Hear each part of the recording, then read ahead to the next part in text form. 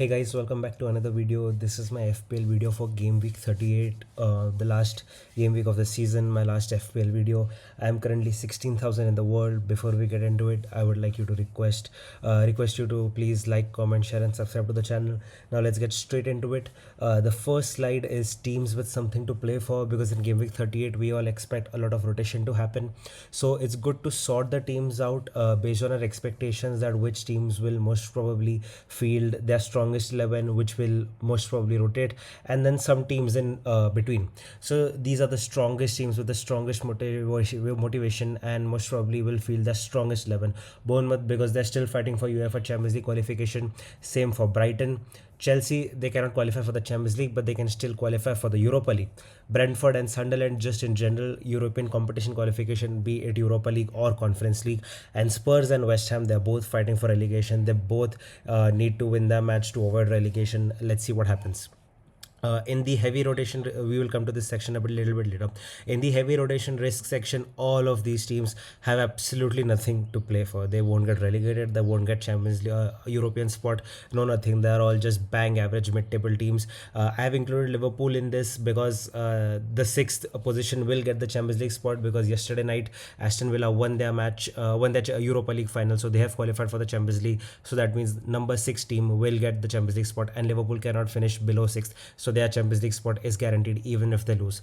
Maybe it's Salah's last game, so they have something to play for. It's Robertson's last game as well, but I don't think that's a big factor, especially considering the toxic environment the team is in. The Salah's post we all saw, and everybody liking it. So I don't know, the atmosphere will be toxic, so I would really like to avoid Liverpool players. Now in the partial motivation section, for Arsenal and Crystal Palace, you might agree, you might disagree. It depends upon your interpretation. One has Champions League final to play and one has Conference League final to play. So if you think that they would prioritize resting players, then maybe they rotate fully. If you think that no, they would want their players to be in match rhythm, then maybe they start their full playing 11 and they sub off the players. So it depends upon your interpretation. I've just included them in the partial motivation section. Man City, because it might be Pep's last game. Everybody's reporting Fabrizio Romano, David Ornstein, that is going to be Pep's last game, but he himself hasn't confirmed. He has refused to confirm, so God knows what's going to happen.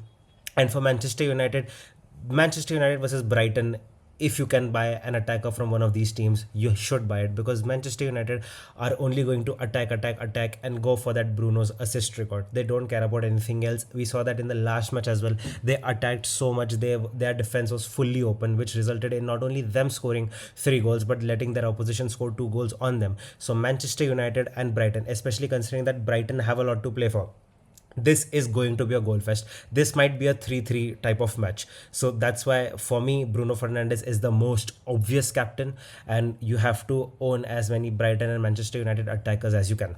So now this is done. Let's go to the next slide. So yeah, this is the fixture targeting. So these are all the fixtures taking place in game week 38. So I've just filtered these fixtures in the basis of teams like here also, the teams that are green because they are most probably going to play the strongest 11, teams that are red because they are going to rotate, and teams that are yellow. So we want green teams to play red teams, especially if the green teams are at home. So now there are 2 fixtures that satisfy these demands: Spurs versus Everton and West Ham versus Leeds. Spurs and West Ham playing at home, both are green teams and they are playing both red teams. So we should target Spurs versus Everton and West Ham versus Leeds, because most probably the result of these 2 matches will go in the favor of Spurs and West Ham. So we should prioritize Spurs and West Ham players, be it attackers, midfielders or defenders. The other good fixtures, Brighton versus Manchester United, only for attackers. If you have a defender from one of these 2 teams, ignore them, sell them, they are useless. As Liverpool versus Brentford, because Brentford have European qualification to play for. Yes, they're away from home, but Liverpool have nothing to play for, so we might expect Brentford to win because they might go full strength, whereas Liverpool might rotate. Same for Forest versus Bournemouth. Even though Bournemouth are away from home, they will field their strongest 11 because they have to qualify for the Champions League, so they will go all out. Forest have nothing to play for, so they might rotate. Chelsea versus Sunderland could be a good match because both of these teams have a lot to play for, so they will field their strongest 11. So this might be a cagey match. This might be the match where your defenders might get you points, because it could be a nil-nil because both the teams are KG. Both the teams wouldn't want to lose the match. So maybe that could be the match where you get your defenders from. And the other matches are neutral. Man City Villa could be a very high scoring match because both the teams don't care, but we don't know who will play, who won't play. And I think Fulham versus Newcastle, Burnley versus Wolves, we should just avoid because they're totally unpredictable. It could be nil-nil, it could be 3-3. I don't think it's worth taking a punt. So as I said, Spurs versus Everton and West Ham versus Leeds should be the fixtures. Spurs and West Ham should be the teams you should target. Other good teams to target: Brighton, Bournemouth, Brentford, Sunderland, and maybe even Chelsea. Now if you go to the next slide, these are just rough players which I've gone through. As I said, Bruno Fernandes for me is the best captain without a shadow of a doubt. From Spurs, I would actually just target Pedro Porro. I don't like anybody else from Spurs. From West Ham, I would target Jarrod Bowen and Konstantinos Mavropanos. I don't like anybody else. From Chelsea, I only like Marc Cucurella. From Brighton, I like 3 players: Hinchelwood, Gross, and Minteh. And from Bournemouth, I like a lot of players: Kroupi, Tavernier, Scott, Truffert, and Senesi. From Brentford, I like Thiago, and from Sunderland, I like Leffy. So now to sort this position-wise and in my ranking, the players I think that are best, I have ranked them. So defenders, I think the best defender to buy is Pedro Porro, followed by Mavropanos, followed by Truffert, followed by Senesi, followed by Cucurella. Midfielders, I think Hinchelwood is the best midfielder to buy, followed by Gross, followed by Leffy, followed by Scott, followed by Minteh, and followed by Tavernier. And in the forwards, the 3 forwards I like are Kroupi, Bowen, Thiago. So these are the players sorted team-wise and position-wise, which I think you should target in my ranking order.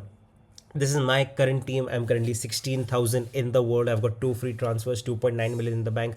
This is my team, and my current transfer plans are to buy Pedro Porro for Richards and Enzo Luffy for Declan Rice or Ryan Cherky. I'm still confused. I will not make any transfer, and I suggest you also not to make any transfer until the deadline. You can tune into the deadline stream of any one of your favorite creators, because they will get team leaks, and we should prioritize team leaks because all the teams are going to kick off at the same time. So we will get team leaks, especially for teams like Arsenal and Manchester City, or even Crystal Palace, who everybody would have on their bench.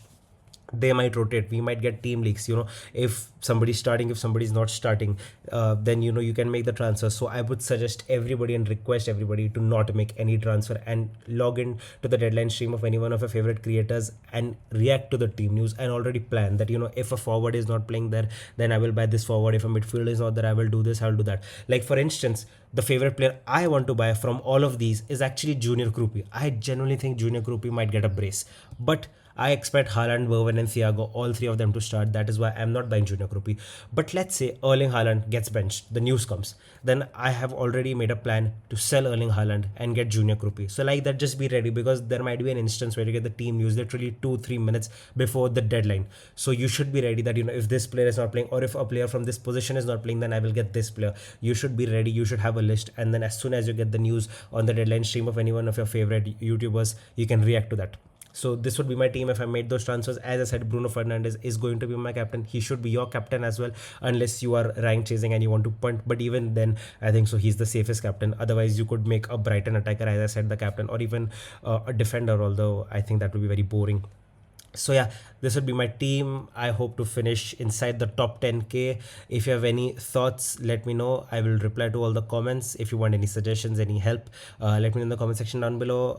Thank you for watching. As usual, please like, comment, share, and subscribe to the channel, and I'll see you post game week 38 most probably for a review. Hopefully we finish in the top 10k. Hopefully you guys also get a lot of points and win your mini leagues. And yeah, thank you for watching. Bye bye.